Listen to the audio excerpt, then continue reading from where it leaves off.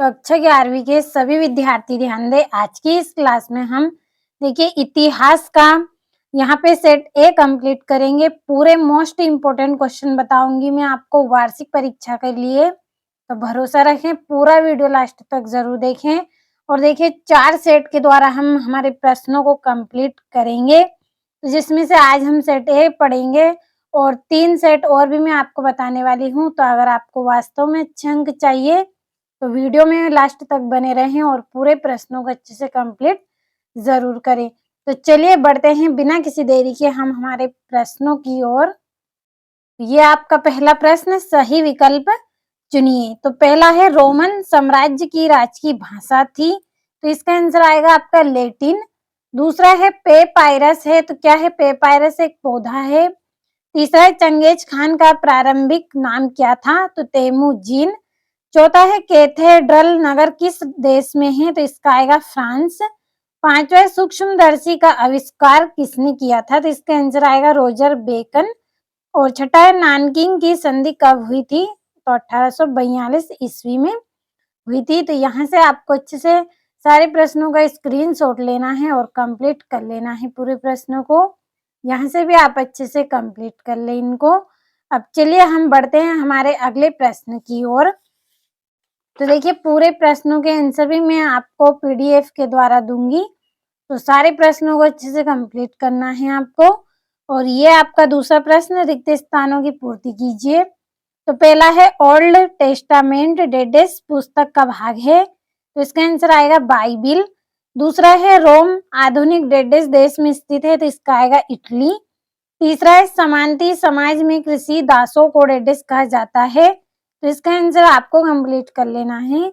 और चौथा है, समांती व्यवस्था में सर्वाधिक शोषित वर्ग डेडेस का था, तो कृषकों का था। और पांचवा है, दी लास्ट जजमेंट नामक चित्र के चित्रकार डेडेस हैं, तो माइकल एंजिलो।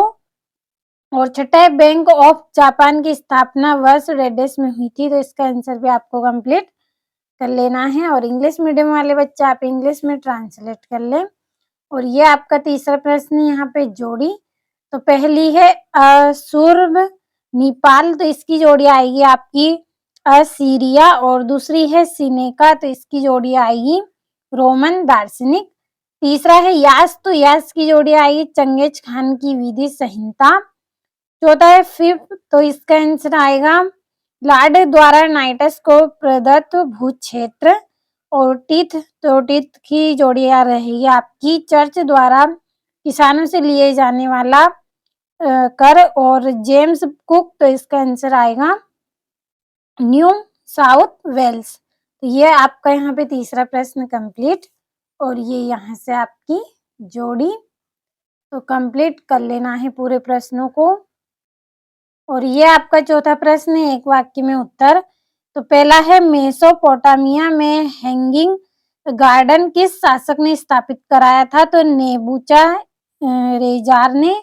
दूसरा है, पुरातन काल में रोम में लेखन सामग्री किससे तैयार की जाती थी, तो पेपायरस से तैयार की जाती थी। और तीसरा है, मठों में रहने वाले भिक्षुओं को किस नाम से जाना जाता था, तो मोंक नाम से जाना जाता था। और चौथा है, होपी किस प्रकार का समुदाय था, तो आदिवासी। पांचवा है, अफीम युद्ध का संबंध किस देश से है, तो चीन। और छठा है, पहला अफीम युद्ध कब हुआ, तो इसका आएगा 1840 ईस्वी। और सातवां है, पीपुल्स रिपब्लिक ऑफ चाइना की स्थापना कब हुई थी, तो 1949 ईस्वी में हुई थी। तो कंप्लीट कर लेना है। और यहाँ से, और देखिए तीनों सेटों को आप कंप्लीट करें, क्योंकि आपको भी पता है एक सेट के द्वारा हम पूरे प्रश्नों को कंप्लीट नहीं कर सकते हैं, तो आपको 3 सेट जो मैं दूंगी उनको भी आपको अच्छे से कंप्लीट करना है। और ये आपके यहाँ से 2-2 नंबर के प्रश्न हैं, तो कंप्लीट करते चले। सारे प्रश्नों, जितने भी क्वेश्चन मैं आपको दूंगी, सारे के आंसर आपको इसी वीडियो में मिल जाएंगे, तो कंप्लीट करें अच्छे से। और ये यहाँ से मेसोपोटामिया सभ्यता की लेखन कला के विकास के बारे में आप क्या जानते हैं, संक्षेप में लिखिए। और आठवां है, रोम के संदर्भ में गणतंत्र शासन व्यवस्था क्या थी। नौवां है, चंगेज खान कौन था। और 10वां है, सामंतवाद का अर्थ स्पष्ट कीजिए, उसकी कोई 2 विशेषता आपको करनी है। और ये तुर्कों ने कुस्तुनिया पर क्यों और कब अधिकार किया? और ये इसका यहाँ पे अथवा है तो कंप्लीट कर लें।